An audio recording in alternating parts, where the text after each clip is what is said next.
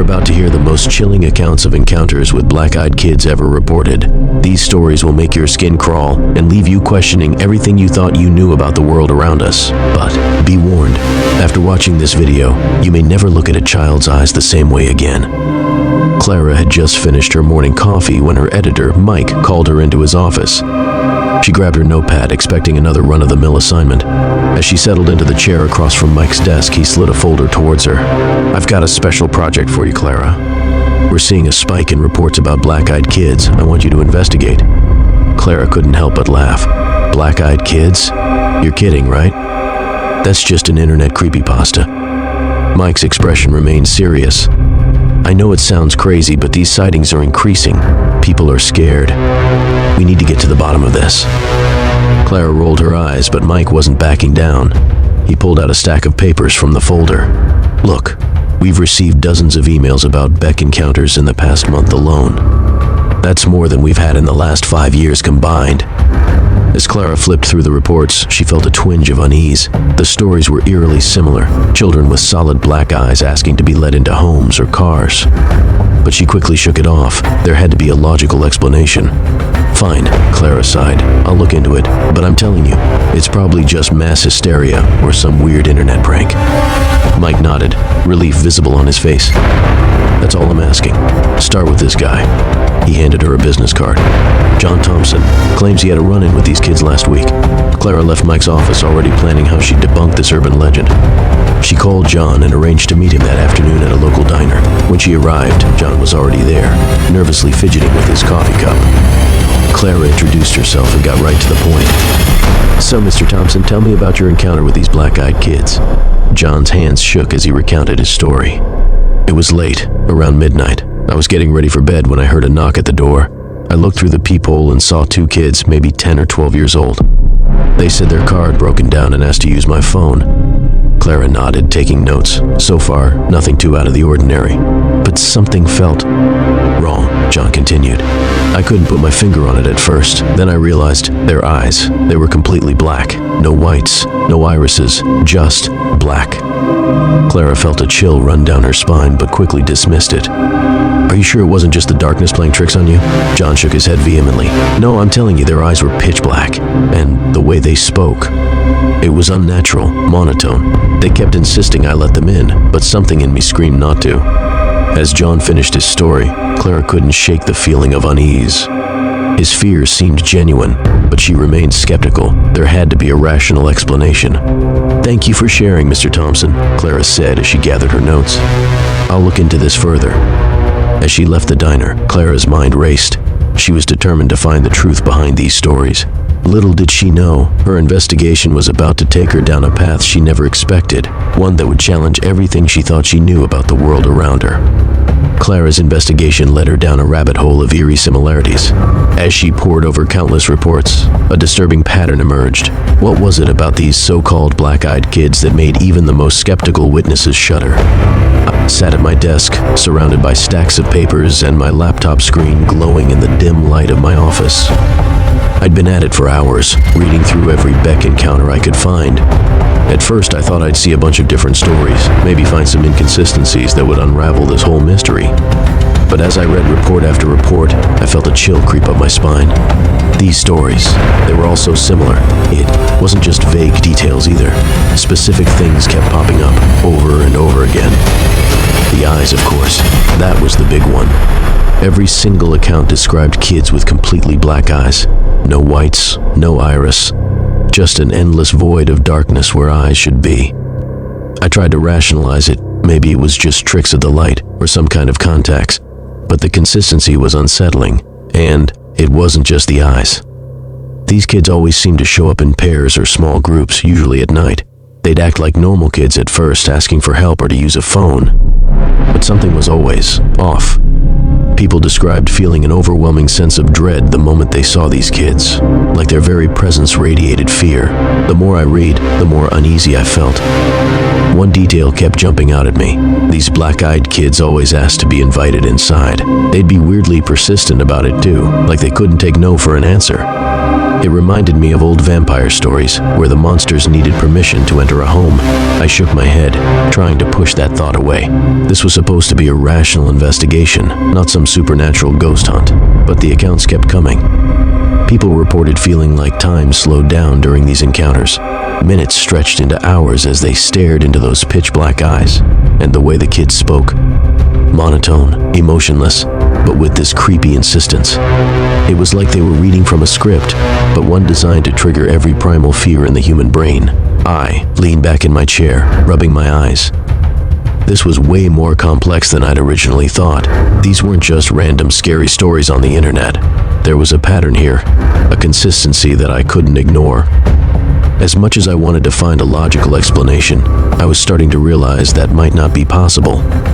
Closed my laptop, my mind racing. I needed more than just online reports and secondhand accounts. If I was going to get to the bottom of this, I needed to see for myself. I remembered hearing about a small town that had a bunch of recent BEK sightings. Maybe it was time for a little road trip.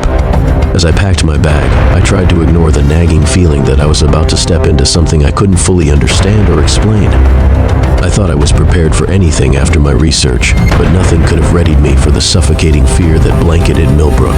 What unseen force had turned this quaint community into a ghost town, and would I be its next victim as I drove down Main Street? The silence was unnerving. Shops that should have been bustling with activity were closed, their windows dark and uninviting. The few people I saw hurried along the sidewalks, heads down, avoiding eye contact. It was like the whole town was holding its breath, waiting for something terrible to happen. I parked in front of a small convenience store, one of the few places still open. The bell above the door jingled as I entered, making me jump. The shopkeeper, an older man with deep worry lines etched into his face, eyed me suspiciously. "Can I help you?" he asked, his voice gruff and unwelcoming. I introduced myself and explained I was a journalist investigating the recent strange occurrences in town. The man's face paled, and he shook his head. "We don't talk about that here," he said, his voice barely above a whisper. "It's best if you just leave." But I pressed on, determined to get some answers. Slowly, reluctantly, the shopkeeper began to open up. He told me about the night everything changed when two children with pitch-black eyes appeared at the edge of town. It was like they brought a cloud of fear with them, he said, his hands shaking as he recounted the story. People started seeing them everywhere, in their yards, outside their windows. And then the Johnsons, they just up and left in the middle of the night. Didn't even pack, just drove away. I felt a chill run down my spine as he described how the town had changed. People were afraid to go out after dark. Children weren't allowed to play outside anymore. The sense of community that had once defined Millbrook had been replaced by suspicion and paranoia.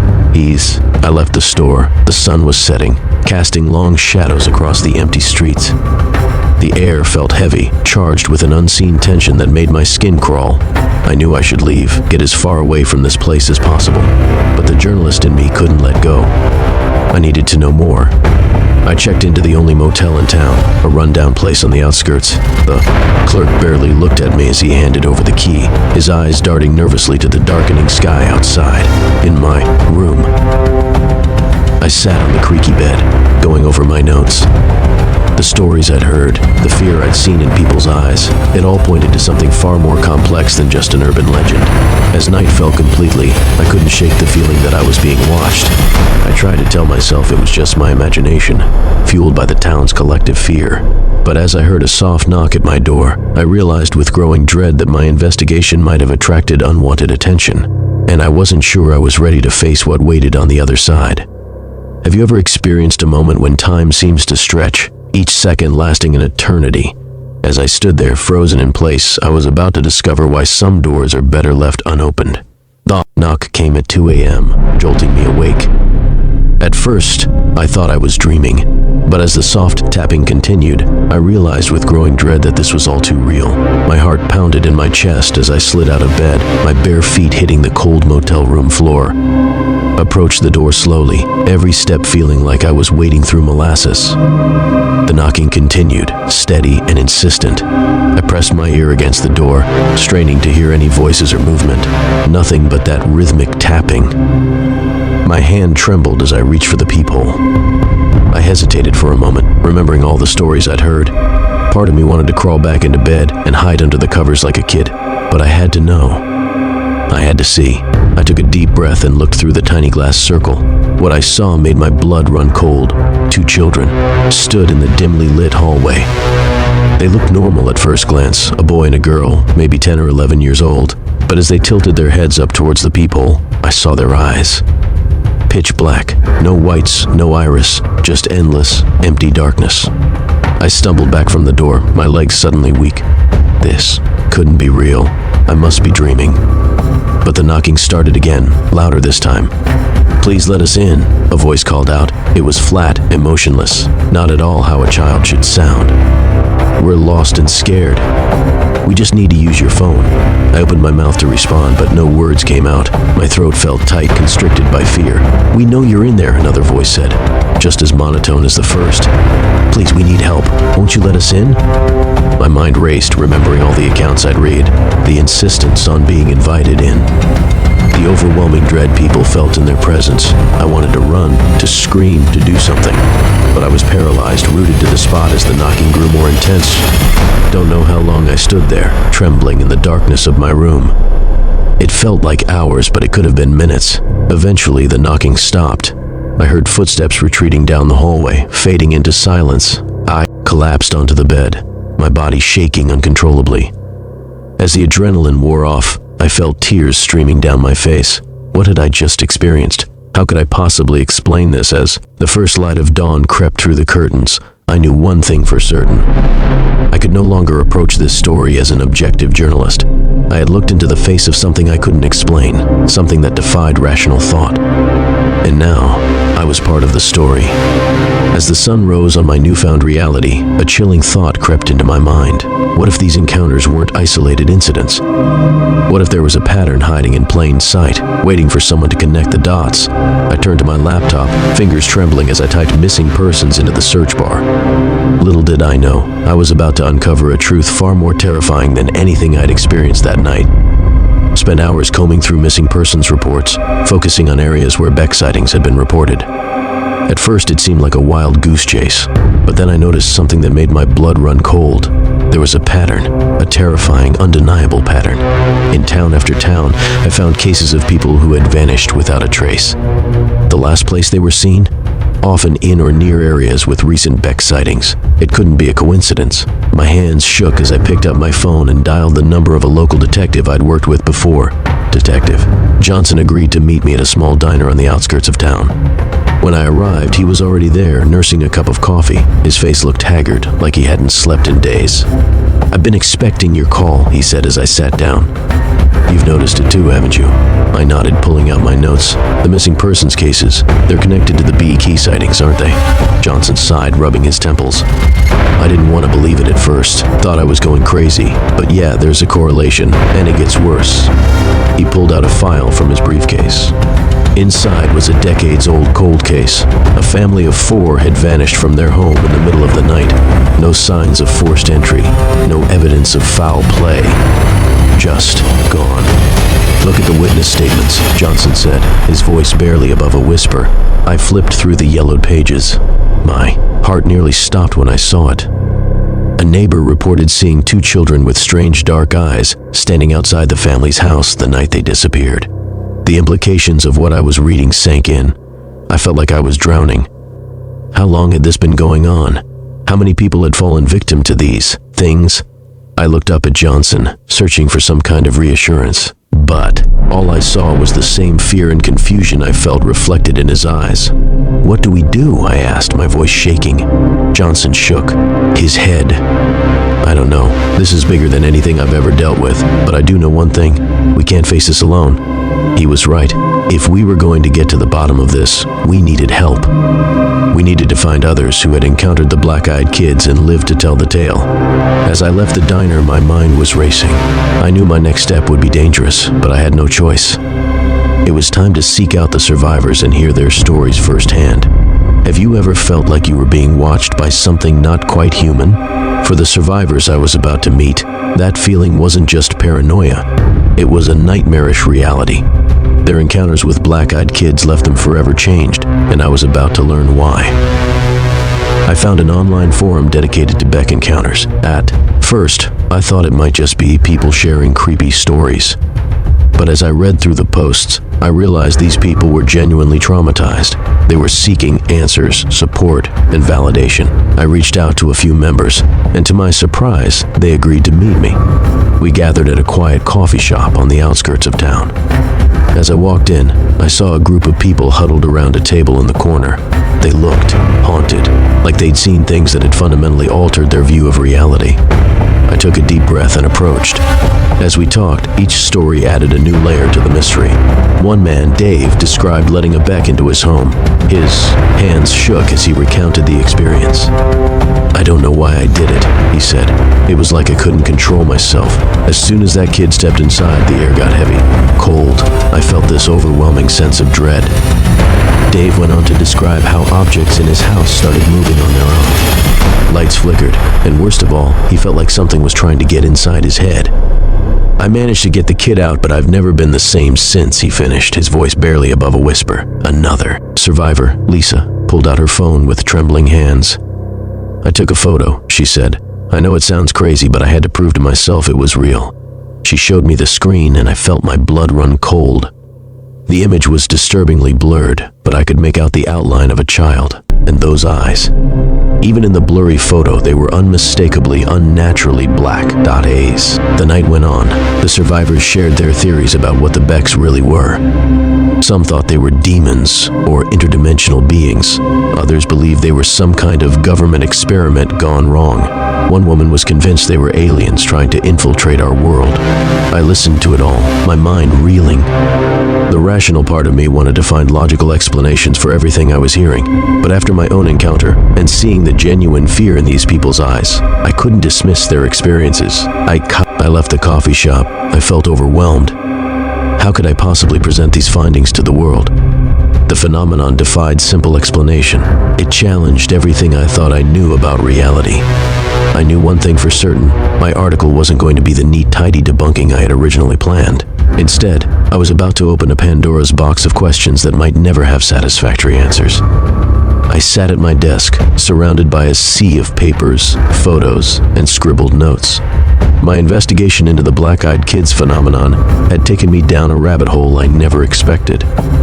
As I tried to make sense of it all, I felt a war raging inside my mind. The logical part of me desperately wanted to find a rational explanation, but my personal experiences kept haunting me. I decided to reach out to experts, hoping they could shed some light on this mystery.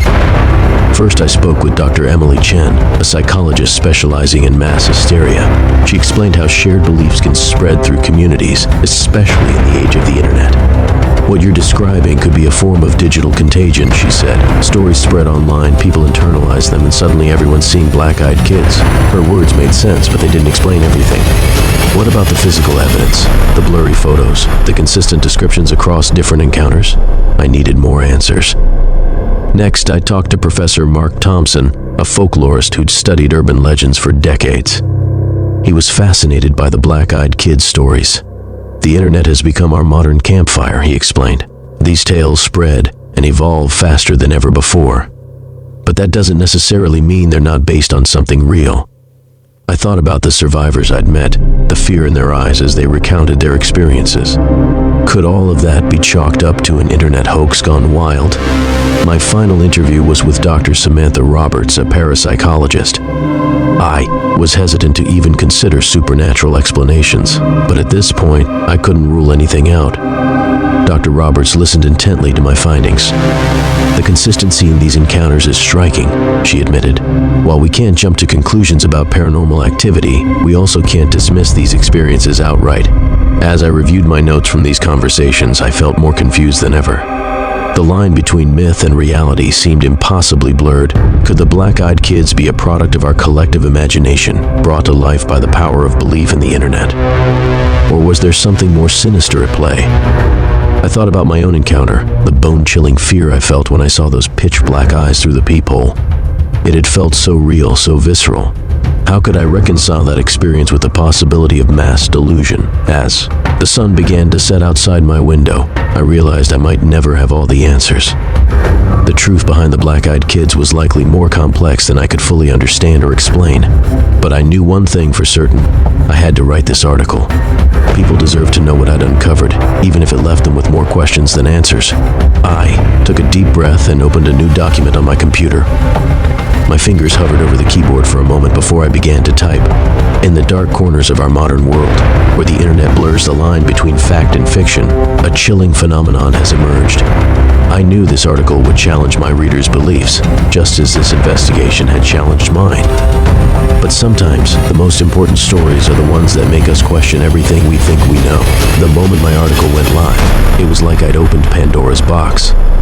Suddenly, the phenomenon of black-eyed kids wasn't just my personal obsession. It had become a global conversation, and as the world debated the truth behind these encounters, I found myself at the center of a storm I never saw coming. Within hours of publication, my inbox exploded with messages from around the world. Some people called me brave for exposing the truth, while others accused me of spreading fear and misinformation. Social media was ablaze with debates, theories, and personal accounts. It was overwhelming, to say the least. The backlash came from all sides. Skeptics tore into my article, claiming I was perpetuating a hoax or feeding into mass hysteria. They demanded hard evidence, something I knew was nearly impossible to provide given the nature of these encounters. On the other hand, true believers criticized me for not going far enough, insisting I was covering up the real truth about the black-eyed kids, but it was the flood of new stories that truly sent chills down my spine. People from all walks of life reached out to share their own encounters with black-eyed kids. Their accounts were eerily similar to the ones I'd already heard. The pitch black eyes, the overwhelming sense of dread, the insistence on being invited inside. Each new story added weight to the reality of this phenomenon, making it harder and harder to dismiss. Scientists and paranormal researchers jumped into the fray, debating the implications of my findings. Some proposed psychological explanations, suggesting that the power of suggestion and the internet's ability to spread ideas could account for the consistency in these encounters. Others argued that there might be something more to it, pointing to historical accounts of similar entities throughout folklore and mythology. As the days turned into weeks, I found myself struggling with my newfound notoriety. Reporters wanted interviews, documentary filmmakers reached out for rights to my story, and everywhere I went, people seemed to recognize me. It was flattering at first, but soon the weight of it all began to crush me. I couldn't help but wonder if I'd made a mistake in publishing the article. Had I put myself in danger? Would these black-eyed kids come for me next? But even as doubt and fear gnawed at me, I knew I couldn't stop now. The truth was out there, waiting to be uncovered. My article had only scratched the surface of this mystery, and I was determined to dig deeper. I started planning my next steps, reaching out to new sources and following up on leads that had come in since the publication. As I sat at my desk late one night, sorting through the mountain of emails and messages, I realized something important. My journey hadn't ended with the article. It had only just begun. The world now knew about the black-eyed kids, but there were still so many unanswered questions. And I was going to find those answers, no matter where they might lead me. As I sat in my dimly lit office, surrounded by reports and blurry photos, I felt like I'd barely scratched the surface of something much bigger and stranger than I'd imagined. The line between myth and reality had blurred beyond recognition. Were the black-eyed kids just an internet story gone wild or something more? Those pitch black eyes still haunted my dreams, reminding me that some things can't be easily explained. What we believe is real often comes from our own experiences, but the truth about these kids might be more complicated than we can understand. I took a deep breath and started typing, knowing I might never solve this mystery completely. As I got ready to share what I'd found, I couldn't help but wonder how much of what we think is real and how much is just a story we've convinced ourselves to believe.